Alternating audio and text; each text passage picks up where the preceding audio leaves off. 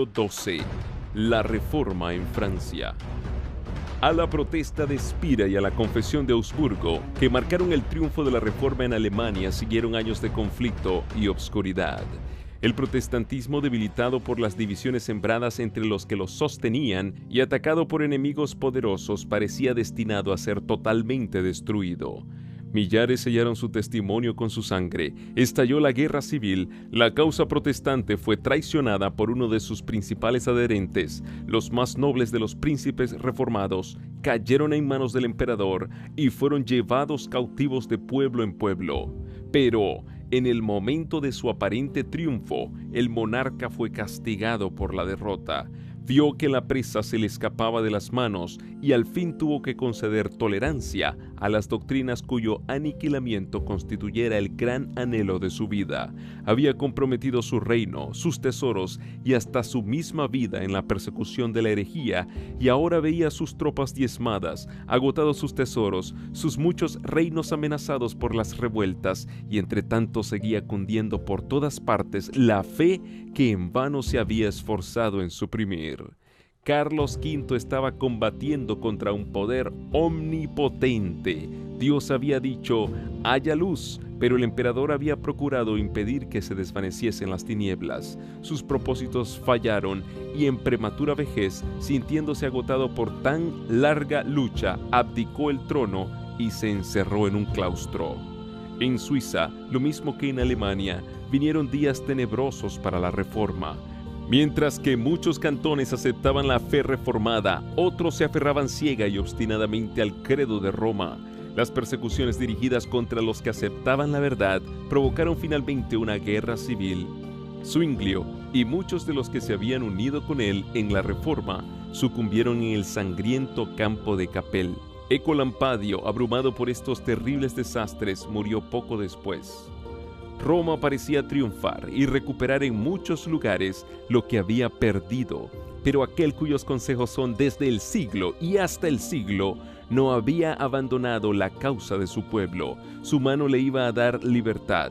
Había levantado en otros países obreros que impulsasen la reforma. En Francia, mucho antes que el nombre de Lutero fuese conocido como el de un reformador, había empezado a amanecer.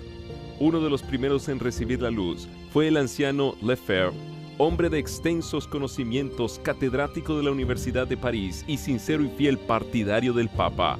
En las investigaciones que hizo en la literatura antigua, se despertó su atención por la Biblia e introdujo el estudio de ellas entre sus estudiantes.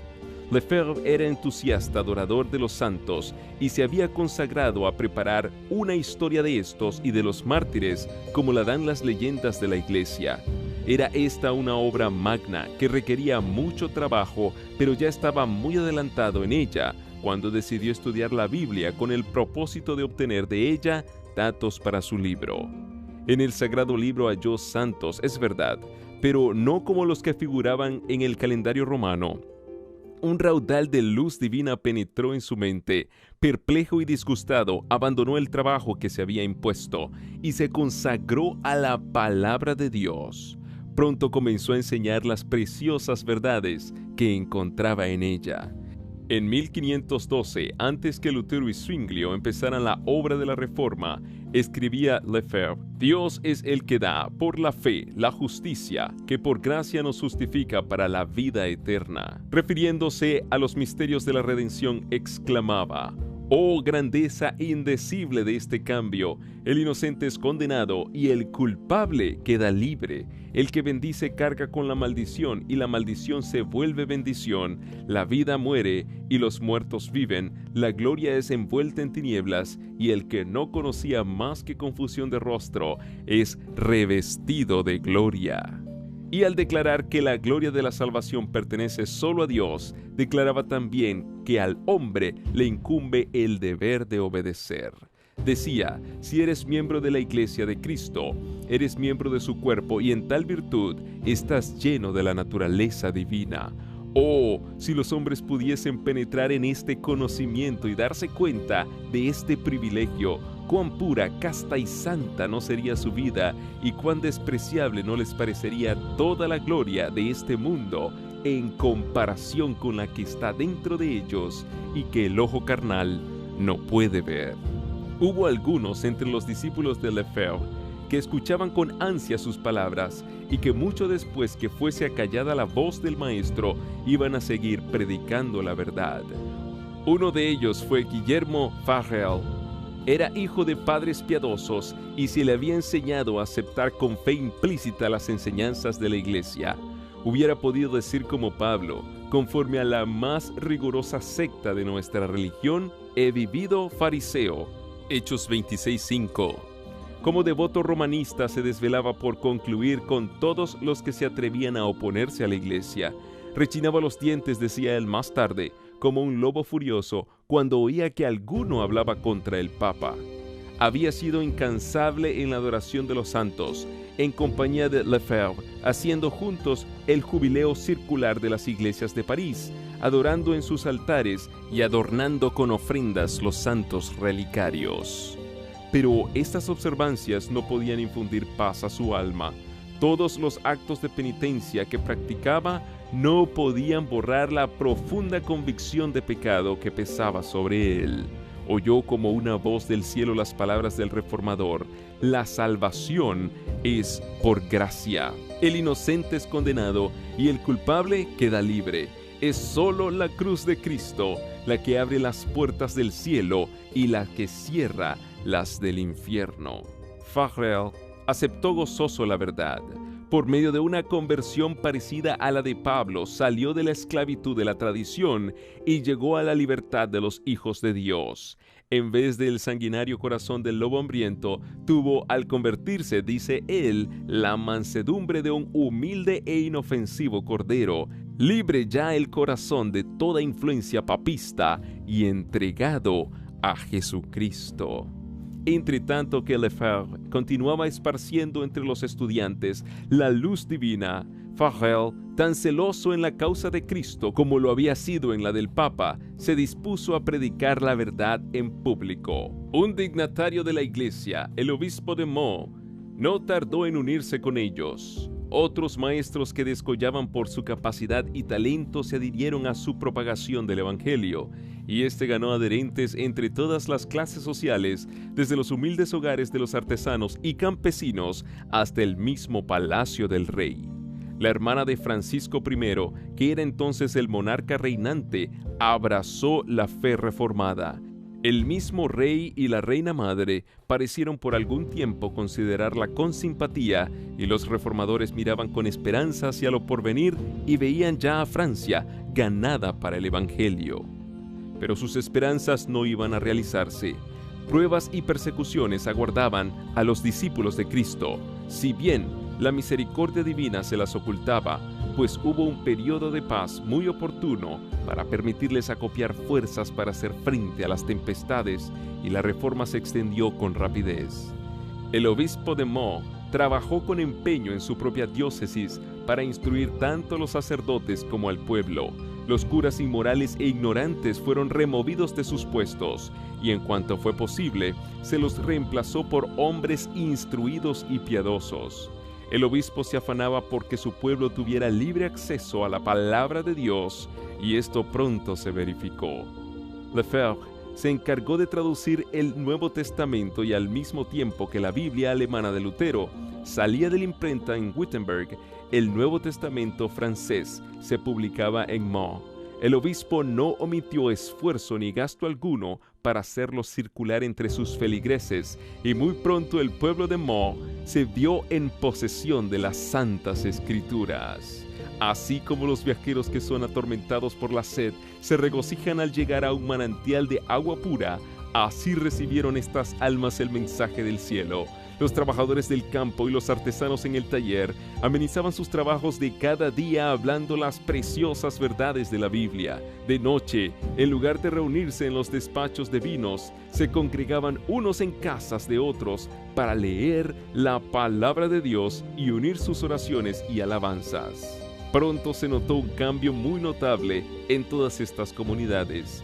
Aunque formadas de gente de la clase humilde, dedicada al rudo trabajo y carente de instrucción, se veía en ella el poder de la reforma. y en la vida de todos se notaba el efecto de la gracia divina que dignifica y eleva. Mansos, amantes y fieles resultaban ser como un testimonio vivo de lo que el Evangelio puede efectuar en aquellos que lo reciben con sinceridad de corazón. La luz derramada en Meaux iba a extenderse más lejos. Cada día aumentaba el número de los convertidos. El rey contuvo por algún tiempo la ira del clero porque despreciaba el estrecho fanatismo de los frailes. Pero al fin los jefes papales lograron prevalecer. Se levantó la hoguera. Al obispo de Meaux le obligaron a elegir entre ella y la retractación y optó por el camino más fácil. Pero a pesar de su caída, el rebaño de este débil pastor se mantuvo firme. Muchos dieron testimonio de la verdad entre las llamas. Con su valor y fidelidad en la hoguera, estos humildes cristianos hablaron a millares de personas que en días de paz no hubieran oído jamás el testimonio de ellos. No eran solamente los pobres y los humildes los que en medio del padecimiento y del escarnio se atrevían a ser testigos del Señor. En las casas señoriles, en el castillo, en el palacio, había almas regias para quienes la verdad valía más que los tesoros, las categorías sociales y aun que la misma vida. La armadura real encerraba un espíritu más noble y elevado que la mitra y las vestiduras episcopales. Luis de Berquin era de noble alcurnia, cortés y bravo caballero dedicado al estudio de elegantes modales y de intachable moralidad. Era, dice un escritor, fiel partidario de las instituciones del Papa y celoso oyente de misas y sermones, y coronaba todas estas virtudes aborreciendo de todo corazón el luteranismo. Empero como a otros muchos, la providencia le condujo a la Biblia y quedó maravillado de hallar en ella no las doctrinas de Roma, sino las doctrinas de Lutero. Desde entonces se entregó con entera devoción a la causa del Evangelio.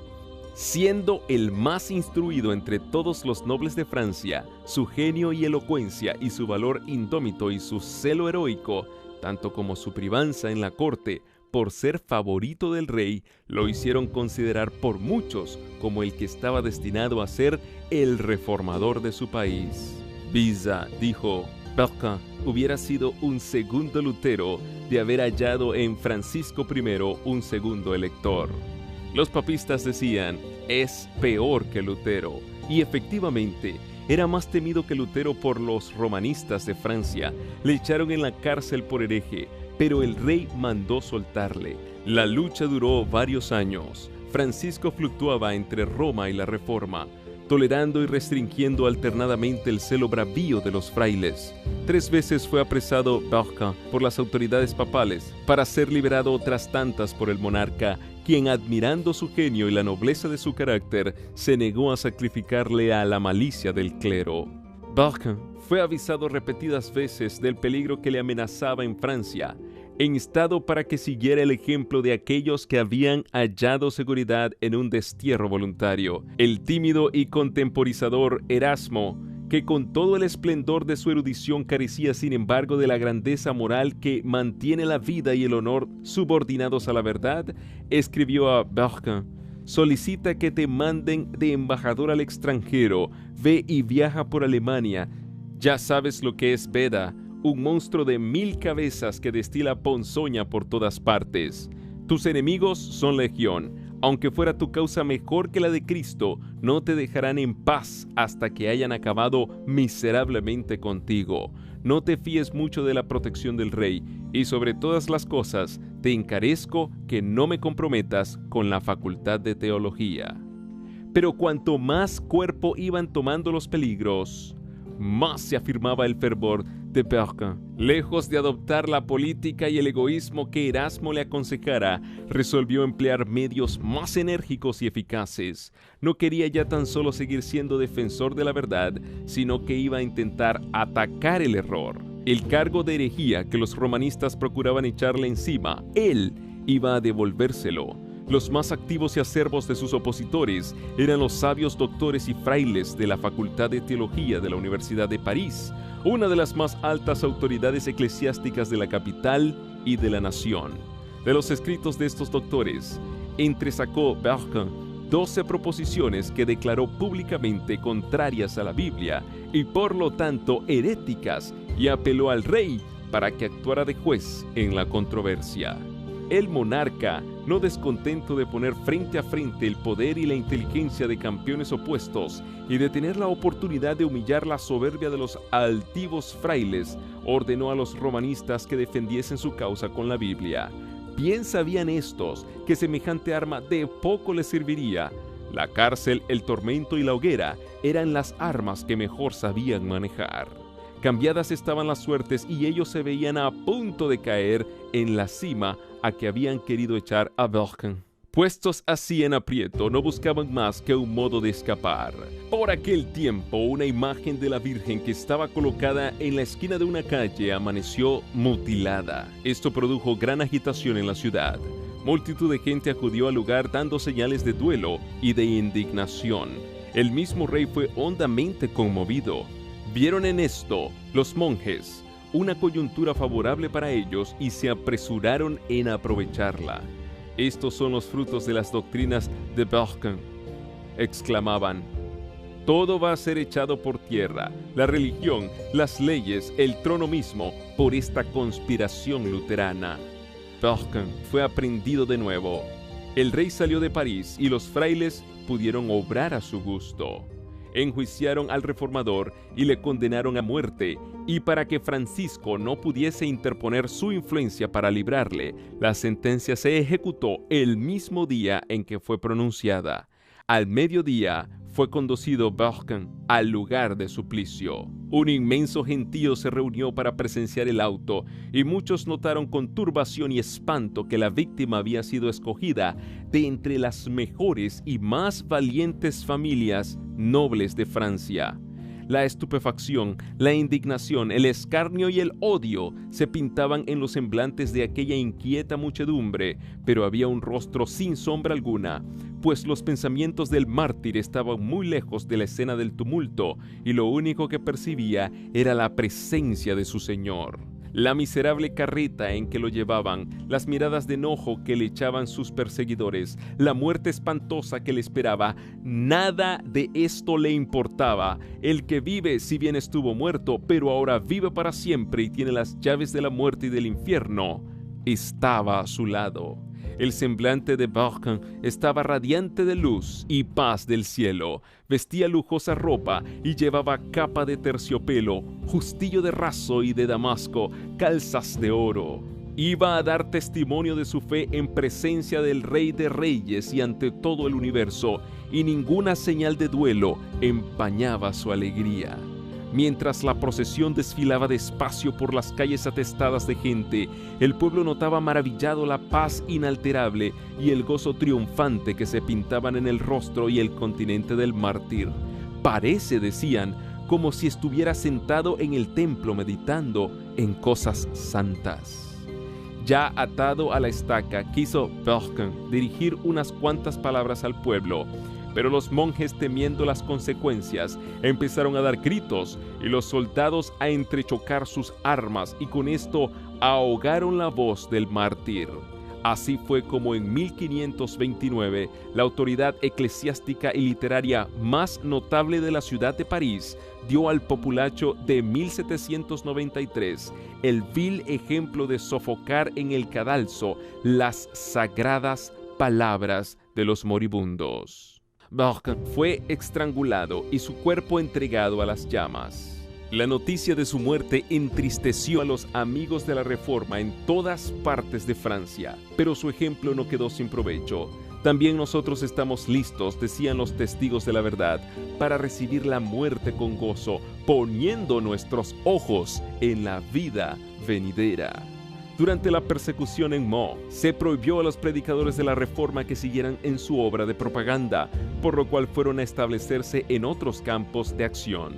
Lefebvre, al cabo de algún tiempo, se dirigió a Alemania y Farel volvió a su pueblo natal en el este de Francia para esparcir la luz en la tierra de su niñez. Ya se había sabido lo que estaba ocurriendo en Meaux y por consiguiente la verdad que él enseñaba sin temor, encontró adeptos. Muy pronto las autoridades le impusieron silencio y le echaron de la ciudad. ya que no podía trabajar en público, se puso a recorrer los valles y los pueblos enseñando en casas particulares y en apartados campos, hallando abrigo en los bosques y en las cuevas de las peñas de él conocidos desde que los frecuentara en los años de su infancia. Dios le preparaba para mayores pruebas, las penas, la persecución y todas las acechanzas del diablo con las que se me amenaza. No han escaseado, decía él, y hasta han sido mucho más severas de lo que yo con mis propias fuerzas hubiera podido sobrellevar. Pero Dios es mi Padre. Él me ha suministrado y seguirá suministrándome las fuerzas que necesite. Como en los tiempos apostólicos, la persecución había redundado en bien del adelanto del Evangelio. Filipenses 1:12. Expulsados de París y Meaux, los que fueron esparcidos iban por todas partes anunciando la palabra. Hechos 8:4. Y de esta manera, la verdad se abrió paso en muchas de las remotas provincias de Francia. Dios estaba preparando aún más obreros para extender su causa. En una de las escuelas de París, hallábase un joven formal, de ánimo tranquilo, que daba muestras evidentes de poseer una mente poderosa y perspicaz, y que no era menos notable por la pureza de su vida que por su actividad intelectual y su devoción religiosa. Su talento y aplicación hicieron pronto de él un motivo de orgullo para el colegio, y se susurraba entre los estudiantes que Juan Calvino sería un día uno de los más capaces y más ilustres defensores de la Iglesia. Pero un rayo de luz divina penetró aún dentro de los muros del escolasticismo y de la superstición que encerraban a Calvino. Estremecióse al oír las nuevas doctrinas, sin dudar nunca que los herejes merecieran el fuego al que eran entregados, y no obstante, sin saber cómo, tuvo que habérselas con la herejía, y se vio obligado a poner a prueba el poder de la teología romanista para rebatir la doctrina protestante. Hallábase en París un primo hermano de Calvino que se había unido con los reformadores. Ambos parientes se reunían con frecuencia para discutir las cuestiones que perturbaban a la cristiandad. No hay más que dos religiones en el mundo, decía Olivetan el protestante. Una, que los hombres han inventado y según la cual se salva el ser humano por medio de ceremonias y buenas obras. La otra es la que está revelada en la Biblia y que enseña al hombre a no esperar su salvación, sino de la gracia soberana de Dios. No quiero tener nada que ver con ninguna de vuestras nuevas doctrinas, respondía Calvino. ¿Creéis que he vivido en el error todos los días de mi vida? Pero habíanse despertado en su mente pensamientos que ya no podía desterrar de ella. A solas en su aposento meditaba en las palabras de su primo. El sentimiento del pecado se había apoderado de su corazón. Se veía sin intercesor en presencia de un juez santo y justo. La mediación de los santos, las buenas obras, las ceremonias de la iglesia, todo ello le parecían ineficaz para expiar el pecado. Ya no veía ante sí mismo sino la lobreguez de una eterna desesperación. En vano se esforzaban los doctores de la iglesia por aliviarle de su pena. En vano recurría a la confesión y a la penitencia. Estas cosas no pueden reconciliar al alma con Dios. Aún estaba Calvino empeñado en tan infructuosas luchas cuando un día, en que por casualidad pasaba por una plaza pública, presenció la muerte de un hereje en la hoguera. Se llenó de admiración al ver la expresión de paz que se pintaba en el rostro del mártir. En medio de las torturas de una muerte espantosa y bajo la terrible condenación de la iglesia, daba el mártir pruebas de una fe y de un valor que el joven estudiante comparaba con dolor con su propia desesperación y con las tinieblas en que vivía a pesar de su estricta obediencia a los mandamientos de la iglesia. Sabía que los herejes fundaban su fe en la Biblia, por lo tanto se decidió a estudiarla para descubrir, si posible fuera, el secreto del gozo del mártir. En la Biblia encontró a Cristo. «Oh Padre», exclamó, «su sacrificio ha calmado tu ira, su sangre ha lavado mis manchas, su cruz ha llevado mi maldición, su muerte ha hecho expiación por mí». Habíamos inventado muchas locuras inútiles, pero tú has puesto delante de mí tu palabra como una antorcha y has conmovido mi corazón para que tenga por abominables todos los méritos que no sean los de Jesús. Calvino había sido educado para el sacerdocio.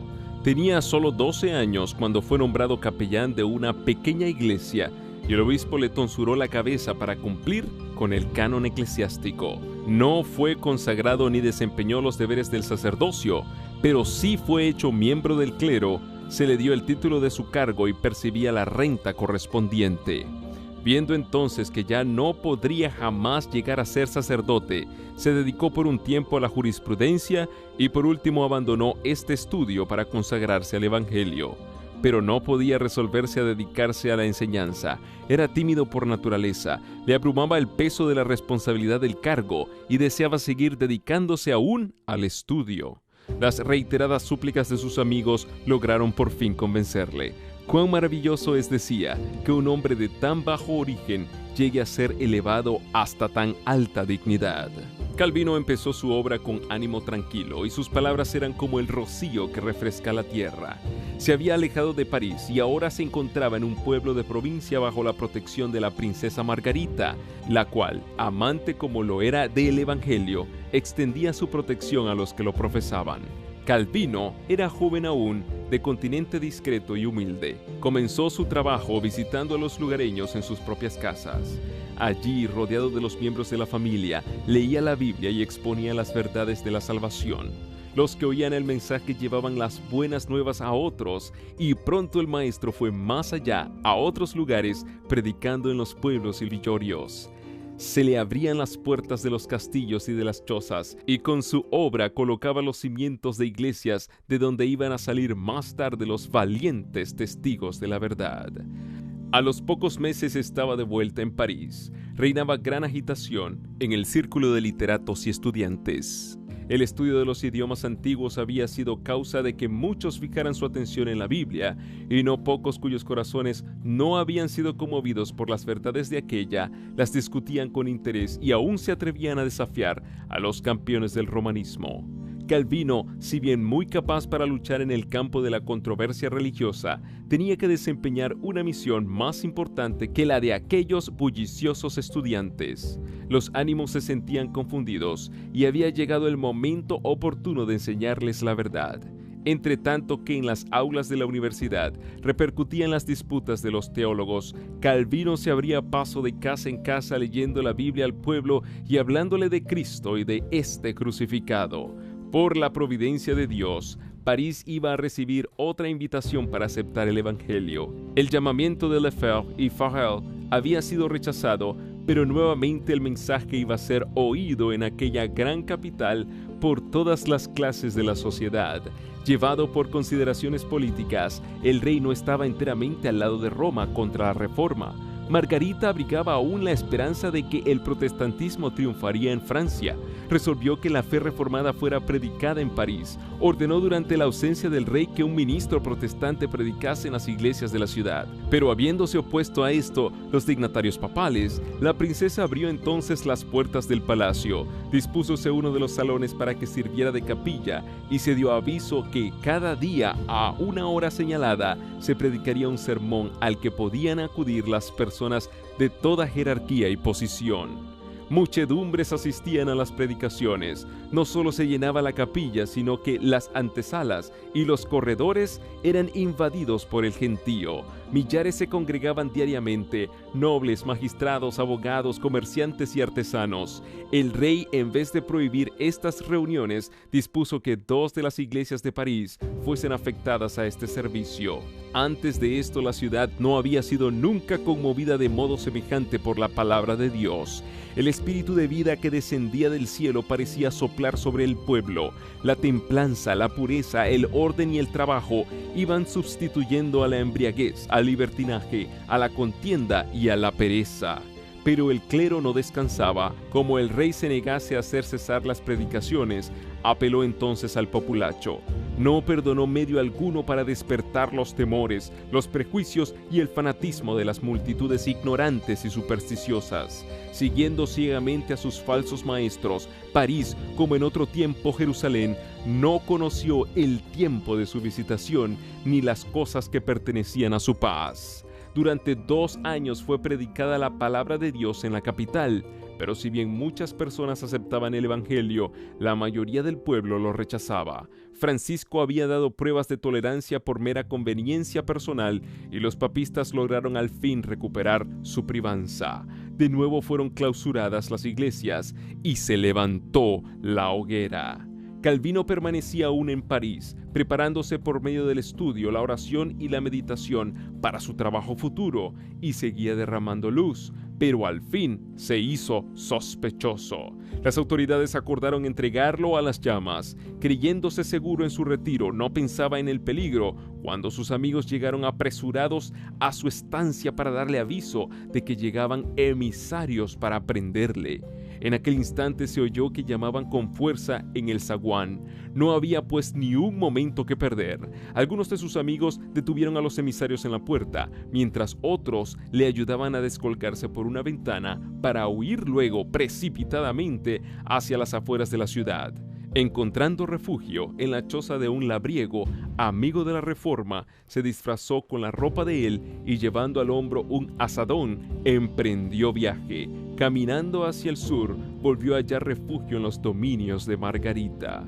Allí permaneció varios meses, seguro, bajo la protección de amigos poderosos y ocupado como anteriormente en el estudio. Empero su corazón estaba empeñado en evangelizar a Francia y no podía permanecer mucho tiempo inactivo. Tan pronto como escampó la tempestad, buscó nuevo campo de trabajo en Poitiers, donde había una universidad y donde las nuevas ideas habían encontrado aceptación. Personas de todas las clases sociales oían con gusto el evangelio. No había predicación pública, pero en casa del magistrado principal, en su propio aposento y a veces en un jardín público explicaba Calvino las palabras de vida eterna a aquellos que deseaban oírlas. Después de algún tiempo, como creciese el número de oyentes, se pensó que sería más seguro reunirse en las afueras de la ciudad. Se escogió como lugar de culto una cueva que se encontraba en la falda de una profunda quebrada, en un sitio escondido por árboles y rocas sobresalientes. En pequeños grupos y saliendo de la ciudad por diferentes partes, se congregaban allí. En ese retiro se leía y explicaba la Biblia. Allí celebraron por primera vez los protestantes de Francia la Cena del Señor. De esta pequeña iglesia fueron enviados a otros lugares varios fieles evangelistas. Calvino volvió a París. No podía abandonar la esperanza de que Francia como nación aceptase la Reforma, pero halló cerradas casi todas las puertas. Predicar el evangelio era ir directamente a la hoguera y resolvió finalmente partir para Alemania. Apenas había salido de Francia cuando estalló un movimiento contra los protestantes que de seguro le hubiera envuelto en la ruina general si se hubiese quedado.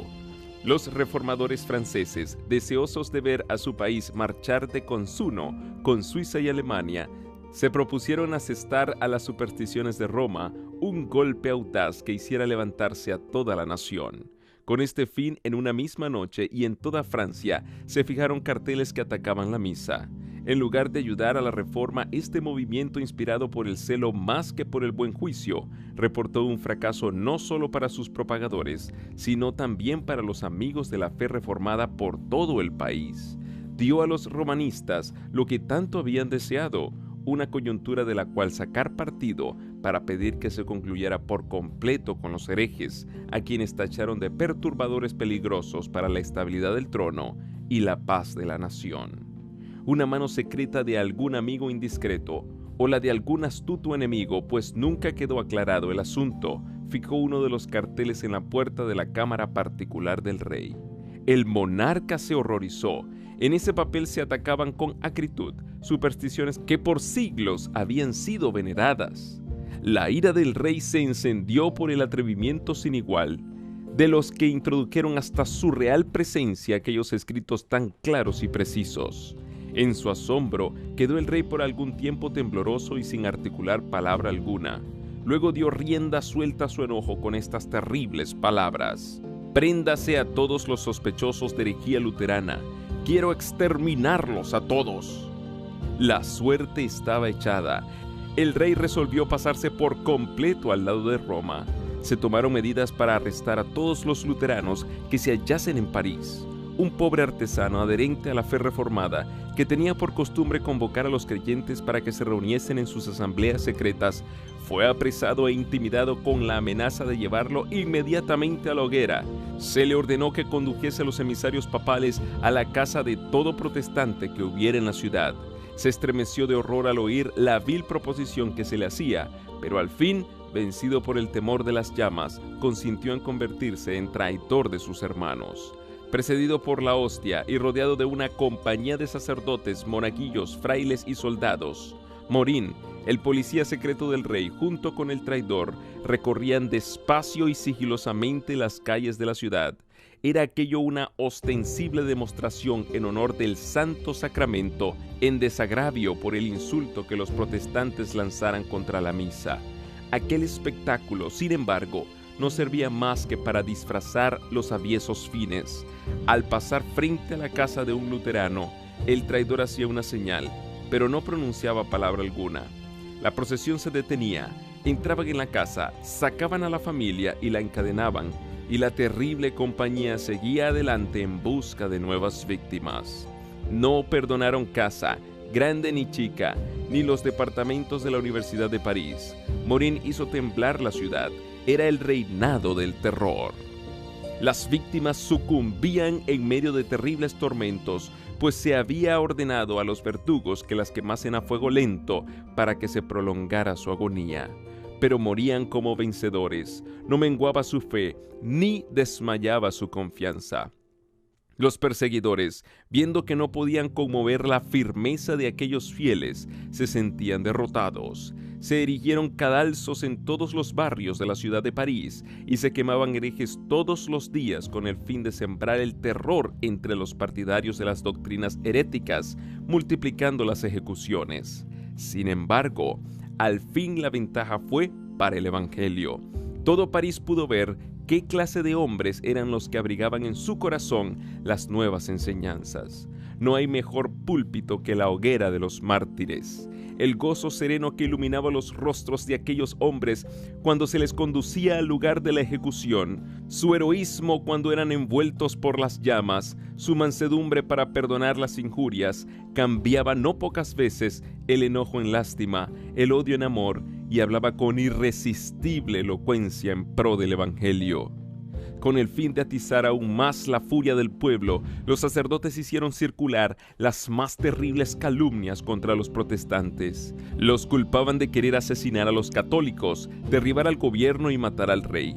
Ni sombra de evidencia podían presentar en apoyo de tales asertos. Sin embargo, resultaron siniestras profecías que iban a tener su cumplimiento, pero en circunstancias diferentes y por muy diversas causas. Las crueldades que los católicos infligieron a los inocentes protestantes acumularon en su contra la debida retribución, y en siglos posteriores se verificó el juicio que habían predicho que sobrevendría sobre el rey, sobre los súbditos y sobre el gobierno, pero dicho juicio se debió a los incrédulos y a los mismos papistas. No fue por el establecimiento, sino por la supresión del protestantismo, por lo que 3 siglos más tarde habían de venir sobre Francia tan espantosas calamidades.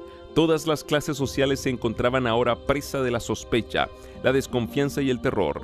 En medio de la alarma general se notó cuán profundamente se habían arraigado las enseñanzas luteranas en las mentes de los hombres, que más se distinguían por su brillante educación, su influencia y la superioridad de su carácter. Los puestos más honrosos y de más confianza quedaron de repente vacantes.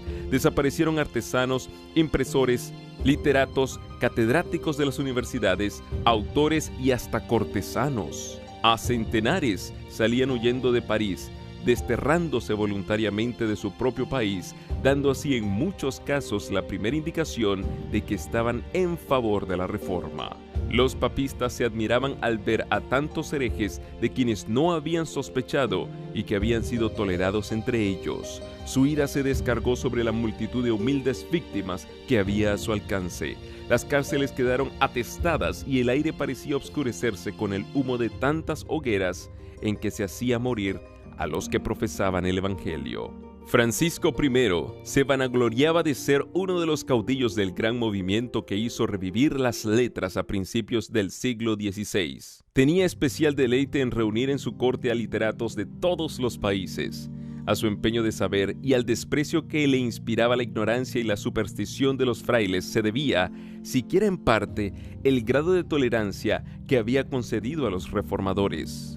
Pero en su celo por aniquilar la herejía, este fomentador del saber expidió un edicto declarando abolida la imprenta en toda Francia. Francisco I ofrece uno de los muchos ejemplos conocidos de cómo la cultura intelectual no es una salvaguardia contra la persecución y la intolerancia religiosa. Francia, por medio de una ceremonia pública y solemne, iba a comprometerse formalmente en la destrucción del protestantismo. Los sacerdotes exigían que el insulto lanzado al cielo en la condenación de la misa fuese expiado con sangre y que el rey, en nombre del pueblo, sancionara la espantosa tarea. Se señaló el 21 de enero de 1535 para efectuar la terrible ceremonia. Se atizaron el odio hipócrita y los temores supersticiosos de toda la nación. París estaba repleto de visitantes que habían acudido de los alrededores y que invadían sus calles. Tenía que empezar el día con el desfile de una larga e imponente procesión. Las casas por delante de las cuales debía pasar estaban enlutadas y se habían levantado altares de trecho en trecho. Frente a todas las puertas había una luz encendida en honor del Santo Sacramento. Desde el amanecer se formó la procesión en palacio. Iban delante las cruces y los pendones de las parroquias y después seguían los particulares de dos en dos y llevando teas encendidas. A continuación seguían las 4 órdenes de frailes, luciendo cada una sus vestiduras particulares. A estas seguía una gran colección de famosas reliquias. Iban tras ella, en sus carrozas, los altos dignatarios eclesiásticos ostentando sus vestiduras moradas y de escarlata, adornadas con pedrerías, formando todo aquello un conjunto espléndido y deslumbrador. La hostia era llevada por el obispo de París bajo el vistoso dosel, sostenido por 4 príncipes de los de más alta jerarquía. Tras ellos iba el monarca. Francisco I iba en esa ocasión despojado de su corona y de su manto real, con la cabeza descubierta y la vista hacia el suelo, llevando en su mano un cirio encendido. El rey de Francia se presentó en público como penitente. Se inclinaba ante cada altar, humillándose no por los pecados que manchaban su alma, ni por la sangre inocente que habían derramado sus manos, sino por el pecado mortal de sus súbditos que se habían atrevido a condenar la misa. Cerraban la marcha la reina y los dignatarios del Estado, que iban también de dos en dos, llevando en sus manos antorchas encendidas.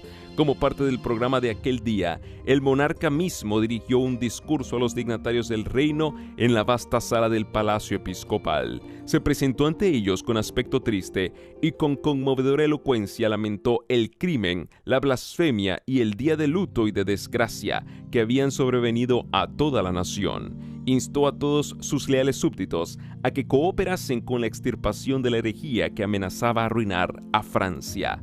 Tan cierto, señores, como que soy vuestro rey, declaró, si yo supiese que uno de mis miembros estuviese contaminado por esta asquerosa podredumbre, os lo entregaría para que fuese cortado por vosotros. Y aún más, si viera a uno de mis hijos contaminado por ella, no lo toleraría, sino que lo entregaría yo mismo y lo sacrificaría a Dios. Las lágrimas le ahogaron la voz y la asamblea entera lloró, exclamando unánimemente, viviremos y moriremos en la religión católica.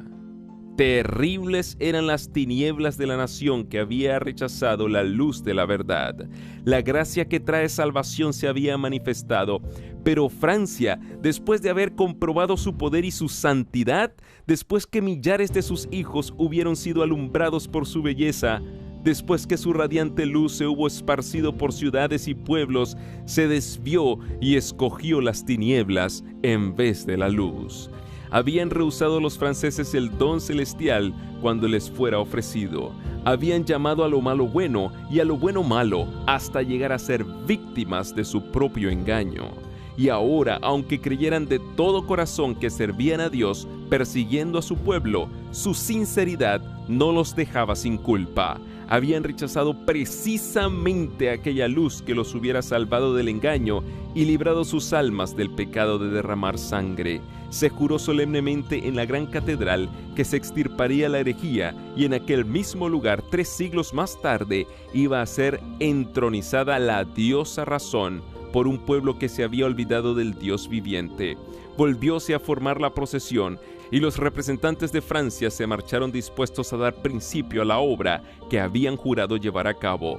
De trecho en trecho a lo largo del camino se habían preparado hogueras para quemar vivos a ciertos cristianos protestantes, y las cosas estaban arregladas de modo que cuando se encendieran aquellas, al acercarse el rey, debía detenerse la procesión para presenciar la ejecución. Los detalles de los tormentos que sufrieron estos confesores de Cristo no son para descritos, pero no hubo desfallecimiento en las víctimas. Al ser instado uno de estos hombres para que se retractase, dijo: «Yo solo creo en lo que los profetas y los apóstoles predicaron en los tiempos antiguos y en lo que la comunión de los santos ha creído. Mi fe confía de tal manera en Dios que puedo resistir a todos los poderes del infierno». La procesión se detenía cada vez frente a los sitios de tormento.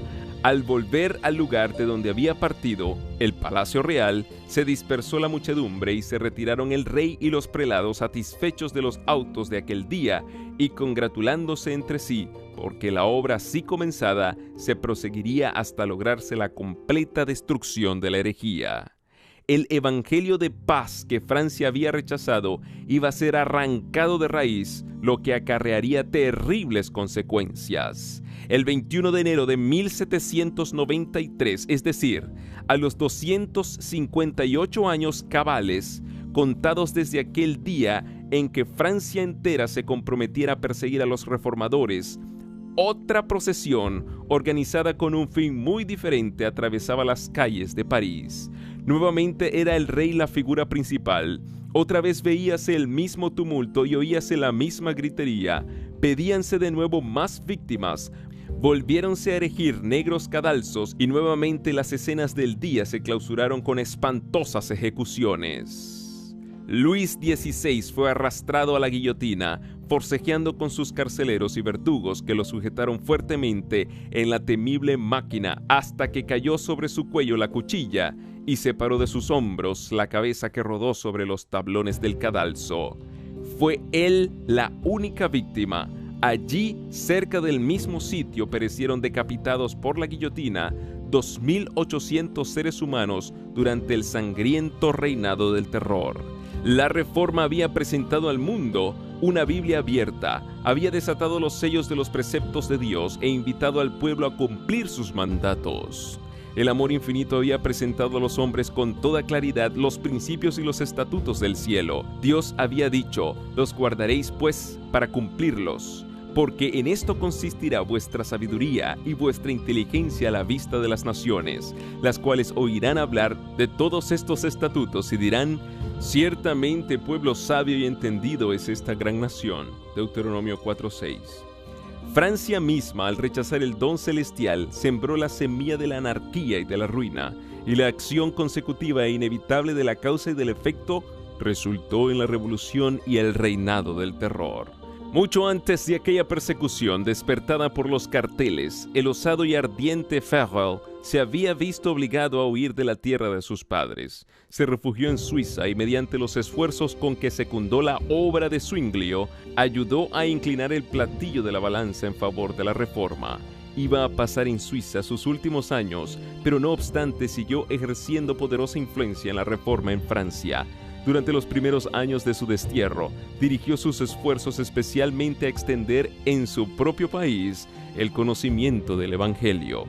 Dedicó gran parte de su tiempo a predicar a sus paisanos cerca de la frontera, desde donde seguía la suerte del conflicto con infatigable constancia y ayudaba con sus palabras de estímulo y sus consejos. Con el auxilio de otros desterrados, tradujo al francés los escritos del reformador alemán, y estos y la Biblia vertida a la misma lengua popular se imprimieron en grandes cantidades que fueron vendidas en toda Francia por los colportores. Los tales conseguían estos libros a bajo precio y con el producto de la venta avanzaban más y más en el trabajo.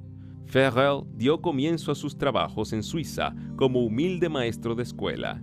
Se retiró a una parroquia apartada y se consagró a la enseñanza de los niños. Además de las clases usuales requeridas por el plan de estudios, introdujo con mucha prudencia las verdades de la Biblia, esperando alcanzar a los padres por medio de los niños. Algunos creyeron, pero los sacerdotes se apresuraron a detener la obra y los supersticiosos campesinos fueron incitados a oponerse a ella. Ese no puede ser el Evangelio de Cristo, decían con insistencia los sacerdotes, puesto que su predicación no trae paz, sino guerra. Y a semejanza de los primeros discípulos, cuando se le perseguía en una ciudad, se iba para otra. Andaba de aldea en aldea y de pueblo en pueblo, a pie, sufriendo hambre, frío, fatigas y exponiendo su vida en todas partes. Predicaba en las plazas, en las iglesias y a veces en los púlpitos de las catedrales. En ocasiones se reunía poca gente a oírle, en otras interrumpían su predicación con burlas y gritería y le echaban abajo del púlpito. Más de una vez cayó en manos de la canalla, que le dio de golpes hasta dejarlo medio muerto. Sin embargo, seguía firme en su propósito. Aunque le rechazaban a menudo, volvía a la carga con incansable perseverancia y logró al fin que una tras otra las ciudades que habían sido los baluartes del papismo abrieran sus puertas al Evangelio. Fue aceptada la fe reformada en aquella pequeña parroquia donde había trabajado primero. Las ciudades de Morat y de Neuchâtel renunciaron también a los ritos romanos y quitaron de sus templos las imágenes de idolatría. Farel había deseado mucho plantar en Ginebra el estandarte protestante. Si esa ciudad podía ser ganada a la causa, se convertiría en centro de la reforma para Francia, Suiza e Italia. Para conseguirlo, prosiguió su obra hasta que los pueblos y las aldeas de alrededor quedaron conquistados por el Evangelio. Luego entró en Ginebra con un solo compañero, pero no le permitieron que predicara sino 2 sermones. Habiéndose empeñado en vano los sacerdotes en conseguir de las autoridades civiles que le condenaran, lo citaron a un consejo eclesiástico y allí fueron ellos llevando armas bajo sus sotanas y resueltos a asesinarle. Fuera de la sala, una furiosa turba con palos y espadas se agolpó para estar segura de matarle en caso de que lograse escaparse del consejo. La presencia de los magistrados y de una fuerza armada le salvaron de la muerte. Al día siguiente, muy temprano, lo condujeron con su compañero a la ribera opuesta del lago y los dejaron fuera de peligro. Así terminó su primer esfuerzo para evangelizar a Ginebra. Para la siguiente tentativa, el elegido fue un instrumento menos destacado. Un joven de tan humilde apariencia que era tratado con frialdad, hasta por los que profesaban ser amigos de la Reforma. ¿Qué podría ser uno como él allí donde Farel había sido rechazado? ¿Cómo podría un hombre de tan poco valor y tan escasa experiencia resistir la tempestad ante la cual había huido el más fuerte y el más bravo? No por esfuerzo ni con poder, sino por mi espíritu, dice Jehová de los ejércitos. Ha escogido Dios las cosas insensatas del mundo para confundir a los sabios, porque lo insensato de Dios es más sabio que los hombres, y lo débil de Dios es más fuerte que los hombres. Zacarías 4:6, 1 Corintios 1, 27 y 25.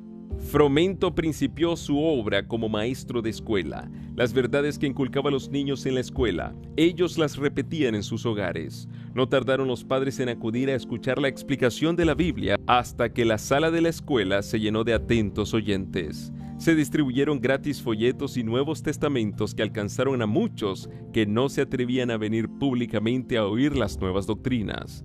Después de algún tiempo, también este sembrador tuvo que huir, pero las verdades que había propagado quedaron grabadas en la mente del pueblo. La reforma se había establecido e iba a desarrollarse y fortalecerse. Volvieron los predicadores y merced a sus trabajos, el culto protestante se arraigó finalmente en Ginebra. La ciudad se había declarado ya partidaria de la reforma cuando Calvino, después de varios trabajos y vicisitudes, penetró en ella.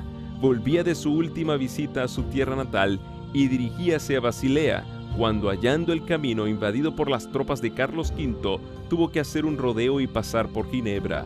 En esta visita reconoció Farel la mano de Dios. Aunque Ginebra había aceptado ya la fe reformada, quedaba aún una gran obra por hacer. Los hombres se convierten a Dios por individuos y no por comunidades. La obra de regeneración debe ser realizada en el corazón y en la conciencia por el poder del Espíritu Santo y no por decretos de concilios. Si bien el pueblo ginebrino había desechado el yugo de Roma, no por eso estaba dispuesto a renunciar también a los vicios que florecían en su seno bajo el dominio de aquella. Y no era obra de poca monta la de implantar entre aquel pueblo los principios puros del Evangelio y prepararlo para que ocupara dignamente el puesto a que la providencia parecía llamarle.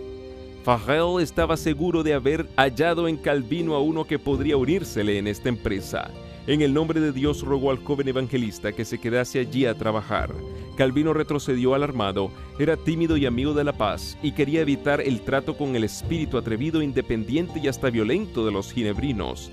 Por otra parte, su poca salud y su afición al estudio le inclinaban al retraimiento. Creyendo que con su pluma podría servir mejor a la causa de la reforma, deseaba encontrar un sitio tranquilo donde dedicarse al estudio y desde allí, por medio de la prensa, instruir y edificar a las iglesias. Pero la solemne amonestación de Farel le pareció un llamamiento del cielo y no se atrevió a oponerse a él. Le pareció, según dijo, como si la mano de Dios se hubiera extendido desde el cielo y le sujetase para detenerle precisamente en aquel lugar que con tanta impaciencia quería dejar. La causa protestante se veía entonces rodeada de grandes peligros. Los anatemas del Papa tronaban contra Ginebra y poderosas naciones amenazaban destruirla. ¿Cómo iba tan pequeña ciudad a resistir a la poderosa jerarquía que tan a menudo había sometido a reyes y emperadores? ¿Cómo podría vencer los ejércitos de los grandes capitanes del siglo? En toda la cristiandad se veía amenazado el protestantismo por formidables enemigos. Pasados los primeros triunfos de la Reforma, Roma reunió nuevas fuerzas con la esperanza de acabar con ella. Entonces fue cuando nació la Orden de los Jesuitas, que iba a ser el más cruel, el menos escrupuloso y el más formidable de todos los campeones del papado, libres de todo lazo terrenal y de todo interés humano, insensibles a la voz del afecto natural, sordos a los argumentos de la razón y a la voz de la conciencia, no reconocían los miembros más ley ni más sujeción que la de su orden, y no tenían más preocupación que la de extender su poderío. El Evangelio de Cristo había capacitado a sus adherentes para arrostrar los peligros y soportar los padecimientos sin desmayar por el frío, el hambre, el trabajo o la miseria, y para sostener con denuedo el estandarte de la verdad frente al potro, al calabozo y a la hoguera. Para combatir contra estas fuerzas, el jesuitismo inspiraba a sus adeptos a un fanatismo tal que los habilitaba para soportar peligros similares y oponer al poder de la verdad todas las armas del engaño. Para ellos ningún crimen era demasiado grande, ninguna mentira demasiado vil, ningún disfraz demasiado difícil de llevar. Ligados por votos de pobreza y de humildad perpetuas, estudiaban el arte de adueñarse de la riqueza y del poder para consagrarlos a la destrucción del protestantismo y al restablecimiento de la supremacía papal. Al darse a conocer como miembros de la orden, se presentaban con cierto aire de santidad, visitando las cárceles, atendiendo a los enfermos y a los pobres, haciendo profesión de haber renunciado al mundo y llevando el sagrado nombre de Jesús, de aquel que anduvo haciendo bienes. Pero bajo esta fingida mansedumbre ocultaban a menudo propósitos criminales y mortíferos. Era un principio fundamental de la orden, que el fin justifica los medios. Según dicho principio, la mentira, el robo, el perjurio y el asesinato no solo eran perdonables, sino dignos de ser recomendados siempre que sirvieran los intereses de la Iglesia. Con muy diversos disfraces se introducían los jesuitas en los puestos del Estado, elevándose hasta la categoría de consejeros de los reyes y dirigiendo la política de las naciones. Se hacían criados para convertirse en espías de sus señores, establecían colegios para los hijos de príncipes y nobles y escuelas para los del pueblo, y los hijos de padres protestantes eran inducidos a observar los ritos romanistas. Toda la pompa exterior desplegada en el culto de la Iglesia de Roma se aplicaba a confundir la mente y ofuscar y embaucar la imaginación para que los hijos traicionaran aquella libertad por la cual sus padres habían trabajado y derramado su sangre. Los jesuitas se esparcieron rápidamente por toda Europa y doquiera iban lograban reavivar el papismo. Para otorgarles más poder, se expidió una bula que restablecía la Inquisición. No obstante el odio general que inspiraba, aún en los países católicos, el terrible tribunal fue restablecido por los gobernantes obedientes al Papa y muchas atrocidades demasiado terribles para cometerse a la luz del día volvieron a perpetrarse en los secretos y obscuros calabozos. En muchos países, miles y miles de representantes de la flor y nata de la nación, de los más puros y nobles, de los más inteligentes y cultos, de los pastores más piadosos y abnegados, de los ciudadanos más patriotas e industriosos, de los más brillantes literatos, de los artistas de más talento y de los artesanos más expertos fueron asesinados o se vieron obligados a huir a otras tierras. Estos eran los medios de que se valía Roma para apagar la luz de la Reforma, para privar de la Biblia a los hombres y restaurar la ignorancia y la superstición de la Edad Media. Empero debido a la bendición de Dios y al esfuerzo de aquellos nobles hombres que él había suscitado para suceder a Lutero, el protestantismo no fue vencido. Esto no se debió al favor ni a las armas de los príncipes. Los países más pequeños, las naciones más humildes e insignificantes, fueron sus baluartes. La pequeña Ginebra a la que rodeaban poderosos enemigos que tramaban su destrucción. Holanda en sus bancos de arena del Mar del Norte que luchaba contra la tiranía de España, el más grande y el más opulento de los reinos de aquel tiempo. La glacial y estéril Suecia. Esas fueron las que ganaron victorias para la Reforma. Calvino trabajó en Ginebra por cerca de 30 años, primero para establecer una iglesia que se adhiriese a la moralidad de la Biblia y después para fomentar el movimiento de la Reforma por toda Europa. Su carrera como caudillo público no fue inmaculada, ni sus doctrinas estuvieron exentas de error. Pero así y todo fue el instrumento que sirvió para dar a conocer verdades especialmente importantes en su época y para mantener los principios del protestantismo, defendiéndolos contra la ola creciente del papismo, así como para instruir en las iglesias reformadas la sencillez y la pureza de vida en lugar de la corrupción y el orgullo fomentados por las enseñanzas del romanismo. De Ginebra salían publicaciones y maestros que esparcían las doctrinas reformadas, y a ella acudían los perseguidos de todas partes en busca de instrucción, de consejo y de aliento. La ciudad de Calvino se convirtió en refugio para los reformadores, que en toda Europa occidental eran objeto de persecución. Huyendo de las tremendas tempestades que siguieron desencadenándose por varios siglos, los fugitivos llegaban a las puertas de Ginebra, desfallecientes de hambre, heridos, expulsados de sus hogares, separados de los suyos, eran recibidos con amor y se les cuidaba con ternura, y hallando allí un hogar, eran una bendición para aquella, su ciudad adoptiva, por su talento, su sabiduría y su piedad. Muchos de los que se refugiaron allí regresaron a sus propias tierras para combatir la tiranía de Roma. Juan Knox, el valiente reformador de Escocia, no pocos de los puritanos ingleses, los protestantes de Holanda y de España y los hugonotes de Francia llevaron de Ginebra la antorcha de la verdad con que desvanecer las tinieblas en sus propios países.